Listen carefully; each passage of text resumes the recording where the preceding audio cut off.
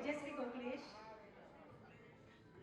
આ પાવન પ્રસંગે હું અહીં ઉપસ્થિત બધા જ પરિવારજનો અને સ્નેહી મહેમાનોનું હાર્દિક સ્વાગત કરું છું.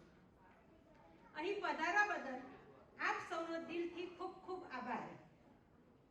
આજે શૈલીના સિબંધનો સુંદર અને ભાવનાત્મક અવસર છે.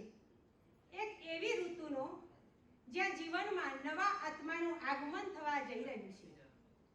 આ પ્રસંગ માત્ર એક ધાર્મિક સંસ્કાર કે રીત રિવાજ નથી, પરંતુ એ પ્રેમ, આશીર્વાદ અને ભવિષ્યના નવા દીપકના આવકારવાનો દિવસ છે.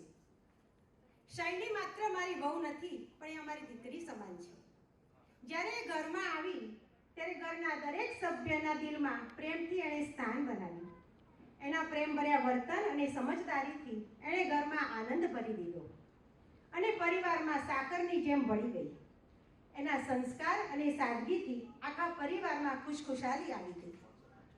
આજે આ અમારા સૌ માટે એક ખુશીની ક્ષણ છે, કારણ કે તે હવે માતૃત્વના પવિત્ર માર્ગે સાંસારિક જીવનમાં આગળ વધી રહી છે. એના ગર્ભમાં એક જીવનું અજોડ અસ્તિત્વ પાંખો ખોલી રહ્યું છે. એ માત્ર બાળક નહીં, પરંતુ એ ભગવાનનો અંશ છે. એ આત્માનું અવતરણ છે. એ ઈશ્વરની મનુષ્યરૂપ ભેટ છે. એ અમારા ઘરનો આનંદ છે અને ભગવાનના આશીર્વાદરૂપ પ્રસાદ છે. આજે દાદી તરીકે હું એક આનંદની નવી અનુભૂતિ કરું છું. હું પ્રાર્થના કરું છું કે શૈલી હંમેશા તંદુરસ્ત અને આનંદિત રહે.